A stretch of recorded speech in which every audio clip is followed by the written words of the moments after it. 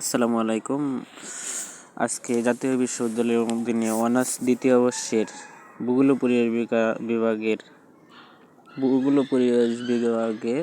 ভূমিরূপ বিজ্ঞানের দ্বিতীয় বর্ষের যে ফাইনাল পরীক্ষা 22 তারিখ আছে, সে 22 তারিখের পরীক্ষায় আমরা কিছু গুরুত্বপূর্ণ সাজেশন দেব এবং তার সাথে দেখাবো যে বিগত সালের বোর্ড কোয়েশ্চেনগুলো কীরকমভাবে কমন পড়ে।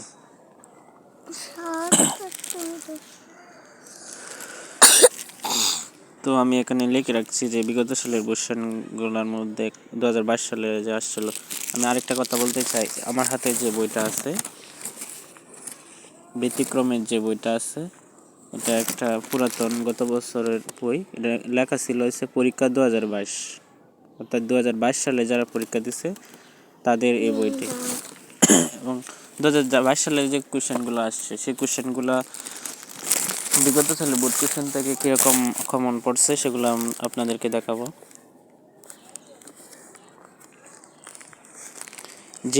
যে পরীক্ষাগুলো, যে কোশ্চেনগুলো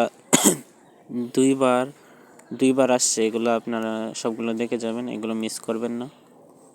এই ভিডিওটা শুধু যাদের আগামীকালকে পরীক্ষা আছে তাদের নাই, যারা ভবিষ্যতে অনার্স দ্বিতীয় বর্ষে ভূমিবিজ্ঞান পরীক্ষা দেবে তাদের জন্য এই ভিডিওটি। তো এখানে দেখতে পাচ্ছেন প্রথমে একটা প্রশ্ন হচ্ছে ভূমিরূপ বিজ্ঞানের সংজ্ঞা দাও। এটা 2020-19 আসছে, এটা আমরা ফলো করে পড়বো। পরের কোশ্চেন আছে 5 নম্বর, ভূমিরূপ বিজ্ঞানের পরিধি আলোচনা করা। এটা খুবই গুরুত্বপূর্ণ, এটা 14, 16, 18, 20 সালে আসছে। 12 নম্বর কোশ্চেনটাও ইম্পর্টেন্ট, বলছে ভূগঠন প্রক্রিয়া সমূহ আলোচনা করো। এটা 20-21 আসছে। 13 নম্বর কোশ্চেন বলছে যে বেডার কর্তৃক প্রণীত জলবায়ু অঞ্চলের মুখ্য বৈশিষ্ট্যগুলো আলোচনা, এগুলো আমরা দেখে যাব।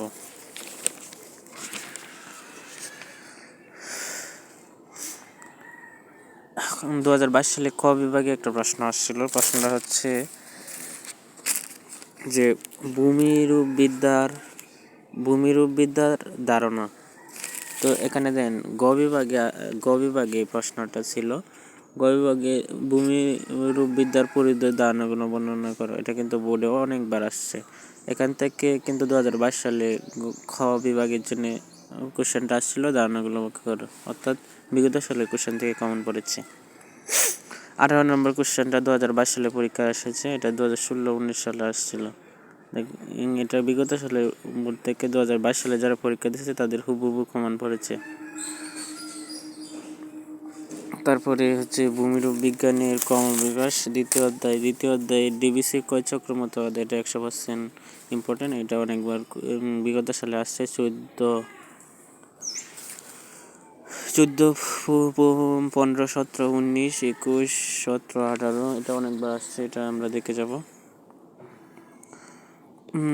পরে 9 নম্বর কোশ্চেনটা হচ্ছে ডিবিসির কয় চক্রের উপর একটি সমালোচনার মতো হাত। এটাও খুবই ইম্পর্টেন্ট, আমরা দেখে যাব। 2022, 2019 সালে আসছে।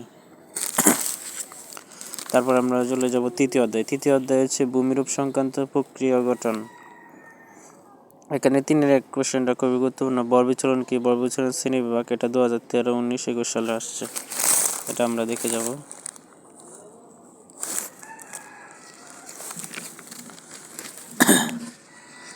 পাঁচ নম্বর প্রশ্ন দেখতে পারেন, বাংলাদেশের ভূমিধসের প্রভাব। এটা 2017-20 সালে কোশ্চেন আসছিল। 2022 সালে যারা পরীক্ষা দিচ্ছে তাদের এটা কমন পড়েছে বোর্ড থেকে।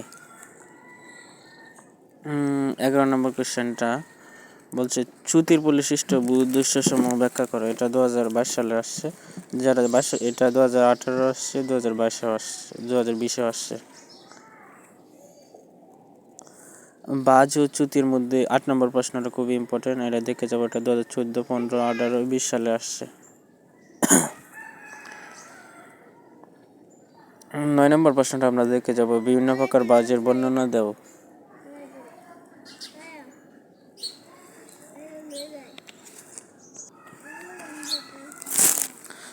তারপরে আপনারা বিভিন্ন প্রকার বাজের 9 নম্বর কোশ্চেনটা দেখে যাবেন।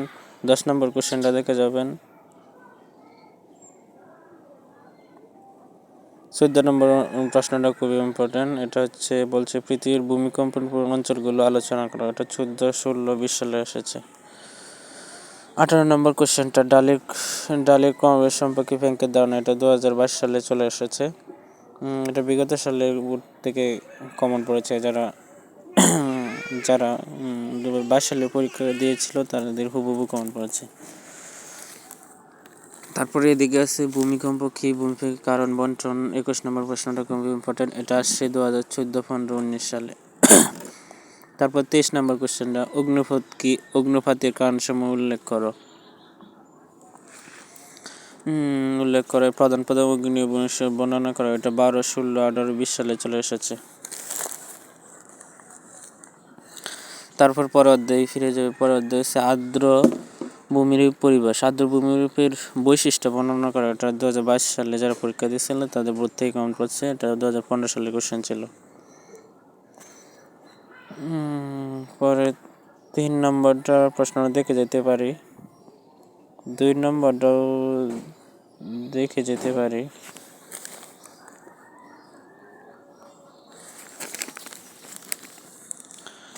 আচ্ছা, 4 নম্বরটার কোশ্চেনটা খুবই ইম্পর্টেন্ট। মূল নদী, উপনদী, শাখা নদীর পরিচয় দেয়। 5 নম্বরটাও দেখে যাবে। নদীর প্রধান 3টি কাজের সংজ্ঞা। এটা 17, 19 সালে এসেছে। 9 নম্বর কোশ্চেনটা প্লাবন ভূমির বৈশিষ্ট্য সময়টা 15, 20 সালে এসেছে। এটা আমরা দেখে যাব। 10 নম্বর কোশ্চেনটাও দেখব। প্লাবন ভূমির সঞ্চয়জাত ভূমির বর্ণনা, এটা 15, 21 সালে এসেছে।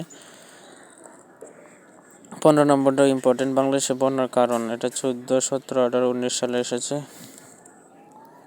16 নম্বর প্রশ্ন দেখে যাব। বদ্বীপ গঠনের অনুকূল পরিবেশের বর্ণনা, 13, 17 সালে এসেছে। এদিকে আছে নদীর কয় কাজ বহন প্রক্রিয়া। এটা কোশ্চেনটা 2017, 19 সালে এসেছে। এখানে বলছি নদীর ক্ষয় ও বহন প্রক্রিয়া। তো এটা বিগত সালের কোশ্চেন থেকে 2022 সালে আসছে। নদীর ক্ষয় ও বহন প্রক্রিয়া হুবহু দিয়ে দিয়েছে। তো আমরা যদি বিগত সালের কোশ্চেনগুলো ভালো করি আর বাইরে পড়ার কোনো দরকারই নেই। 24 নম্বর কোশ্চেনটা দেখা যাব। নিষ্কাশন বলতে কি বোঝো। নদীর নিষ্কাশন ব্যবস্থা বর্ণনা করে। 2012, 14, 15, 21 সালে এসেছে, 18 সালে আসছে। 30 নম্বর কোশ্চেনটা 2012, 16, 18, 20 সালে এসেছে। এটা বিগত সালের কোশ্চেন থেকে কেমন হচ্ছে 2022 সালে যারা পরীক্ষা দিয়েছে। এখানে 2022 সালে আসছিল বন্যার কারণ ও নিয়ন্ত্রণ, কিন্তু এখানে কিন্তু 24 নম্বর না 24 না 30 নম্বর কোশ্চেনের বন্যার কারণ কিন্তু দেওয়া আছে, কারণ এখানে উল্লেখ আছে। তো আমরা ধরে নিতে পারি এটা বিগত সালের কোশ্চেন থেকে কেমন পড়েছে। পরে আমরা চলে যাব অধ্যায় 5, শুষ্ক শুষ্ক পাই পরিবেশে।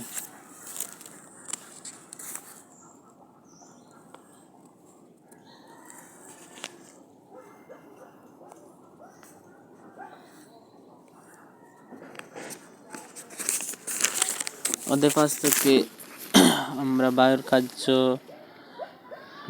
কার্য কি, বায়ু সঞ্চয় কাজ দ্বারা সৃষ্ট ভূমিরূপ আলোচনা করো। 2012, 2016 সালে আসছে। এটা আমরা দেখে যাব। এখান থেকে 2022-23 সালে যারা পরীক্ষা দিবেন তাদের প্রশ্ন আসার সম্ভাবনা বেশি। ওই 10 নম্বর প্রশ্ন দেখে যাব। বায়ু কীভাবে কয় কার্য করে, বায়ুকর কার্য দ্বারা সৃষ্ট ভূমিরূপ বর্ণনা করো। 11 নম্বর কোশ্চেনটা দেখে যাব। বালিয়াড়ি কি, বালিয়াড়ি শ্রেণীবিভাগ আলোচনা করো। এটা বিগত সালে 14, 18, 21, 18 সালে আসছে।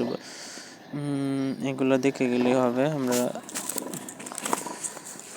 বাকি অধ্যায়গুলো পর্যায়ক্রমে আলোচনা করবো। আজকে এই পর্যন্তই।